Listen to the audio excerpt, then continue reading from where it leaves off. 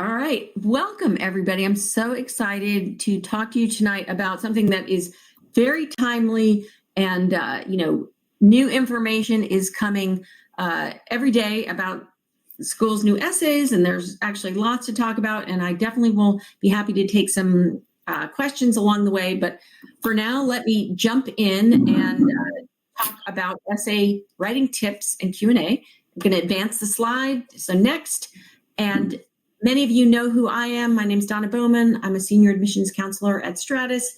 I have been barking around the MBA admissions tree, whether it's through reading them from the school side or coaching people on them. And I really, the last couple of years when I got certified as a storytelling facilitator has made this job so much more fun because I now have so many more questions to ask to really help people get at what makes great and compelling essays. So that's a little bit about me. You can see I have my MBA and where my undergrad is from Kellogg and UNC for undergrad. Next slide, I'm going to talk about Stratus just really briefly. So that would advance to say, Stratus. So we are really quickly very team-based. A couple things that are different about Stratus that are different in the market is one, we're very collaborative. So when you work with Stratus on your your admissions work, you get the opinion of not just your counselor, but our whole team. And there are certain times where we bring in different counselors to weigh in about different schools. You really will work with, if you're doing 4 schools with us, you might work with 7 professionals. So we're really collaborative, and that really makes our work so much fun. The second thing is for people who are really all in with us, we are with you all the way. So that means if you're doing 4 more schools with us in round 1 and you are waitlisted or denied in round 1, we are actually going to give you 2 free schools for round 2, which again, nobody else does. And that really just speaks to how we are really trying to help people have outcome, get into seats in business schools. So next slide, we're going to talk about the agenda. So here's what we're going to talk about tonight: how essays fit into holistic review, how essays can help you differentiate yourself. We're going to talk about the 3 different kinds of essays, give you essay do's and essay don'ts, and then we definitely will, I'll answer questions along the way. So first one, how do essays fit into the holistic review process? So really, and you can advance this slide too, to the next one. If you think about all the different areas that you're being assessed in and kind of give yourself a grade, to some degree, some of these things you cannot change right now, like your academics. Maybe you could try to get a little bit better by taking a course if you're weak on quant or something like that. Your work experience going in is essentially what it is. You could try to get promoted really quickly and talk about that. Your leadership and community involvement, again, is something that's happened over time. Your recommendations, the work that you've done in terms of whether or not you're going to get a recommendation or not is sort of in the tank. But essays are a place where everybody can get an A in essays if they put the time and the effort and they really kind of think about doing the best job possible. So advance the slide and we'll talk about how is it that you get an A in essays. And this is a slide, and I apologize for my sort of crude drawing, but I wanted you to see that. So on the outer level, people talk about, so when you apply, what do you do? That is something that, everybody gets to. It's on your resume, what your job is. If they look on your LinkedIn, people can see what you do. What's deeper and gets closer to that bullseye, and not everybody does a great job of doing this, but how good you are at what you do and sharing that. And some of that comes in through bullet points on your resume. Some of this comes in on, how you talk about what you've done in your essays. But that's starting to get warmer. But really, where very few essays actually get into this sweet spot, or just applications, so that that admissions person who's reading, another person who wants to do consulting or is interested in health tech or fintech or whatever, you become, they understand who you are as a person only when you really get into that why you do. Why do you do what you do? Why do you care? Why do all the things that you could do? Are you perhaps interested in sustainability? And sharing those unique and specific stories that only you can share, where, years later, your admissions person who's reading it is going to remember, oh, this is a person who, early in their life,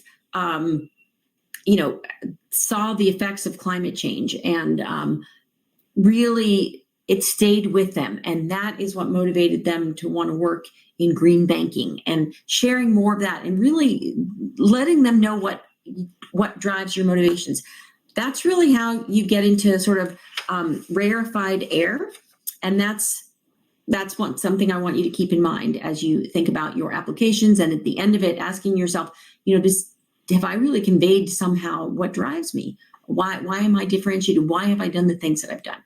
So with that, I'll go to the next slide and talk next about the 3 different kinds of essay questions. And there's goals-oriented essay questions, there's open-ended essay questions, and there's tell me about a time when. And I'll go into a little bit more detail on each of them. So first, I'm going to go into goals as essay questions. And here's a couple, and these are not as we speak, schools are changing their essays. So I don't know that this is going to be Tuck's this year, but historically, and this has been some of the questions. And this is actually the most common kind of essay question that schools ask, and it seems to be increasingly popular. So, Columbia asking, we have a clear sense of your professional path to date. What are your goals over the next 3 to 5 years? And what would be your long-term? And that's sort of a longer version of a goals-oriented essay. A shorter version has been something like what Tuck has done over the years. Tuck students can articulate how the distinctive Tuck MBA will advance their aspirations. Why are you pursuing an A and why? What an MBA and why Tuck? Booth. Sometimes schools are going to also ask this in a short answer question, like what are your immediate goals?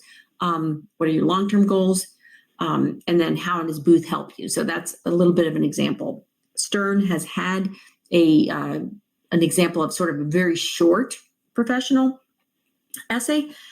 So again, we're going to talk specifically about that in some examples later on, but that's a main one. The next one, and we can advance the slide to that, is the open-ended questions. And so for Stanford, that would be what matters most and why.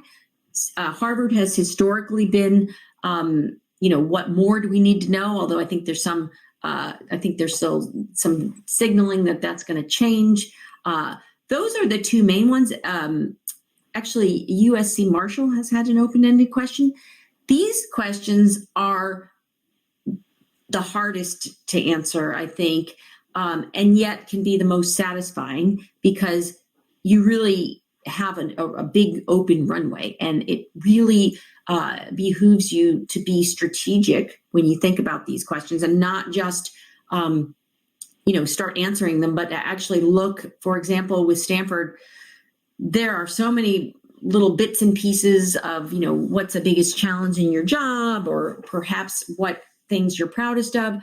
So you really have to look at these open-ended essay questions holistically and look at all the pieces, and then kind of map out where you're sharing different things. Because one of the things you don't want to do in the open-ended essays is repeat yourself and sort of share something and then share it somewhere else. So you really have to figure out where's the best place to put it. In a lot of ways, it's the most fun, because you can really think about your story and how you want to portray yourself. And I'd say it's less formulaic, and that there are many ways to do a great job answering this question. Often when I work with people on Harvard and Stanford, I see that the drafts, we can go into, 7, 8, 9 drafts. It just takes longer. It's sort of, like I said, more unique, but again, could be more rewarding, because you really do think about some particularly important things. I think the Stanford, what matters most and why, is a great thing for everybody to think about periodically and kind of check in. So with that, I'm going to go to the third kind of essay question, which is also super fun. And so next slide for that would be the tell me about a time questions. So yes, so tell me about, and this is an example. Yale just released theirs, and they have now given some choices, but it's still tell me about, a time you had the biggest commitment, tell me about a time that you had a community that was meaningful to you. Tell me about a time you had a significant challenge. So in these kinds of questions, and Kellogg has traditionally asked that question about leadership. They just announced today kind of a change to more of a goals-oriented essay one, but there still is a component to tell me about a time in their essay two when they talk about tell me about a difficult decision you faced. So when we're dealing with these kinds of questions, also Haas has a question, tell me about a time you feel most alive. So in this, it can be helpful to think about, I like to think about CAR, so challenge, action, result. So tell me about the challenge that was going on, right?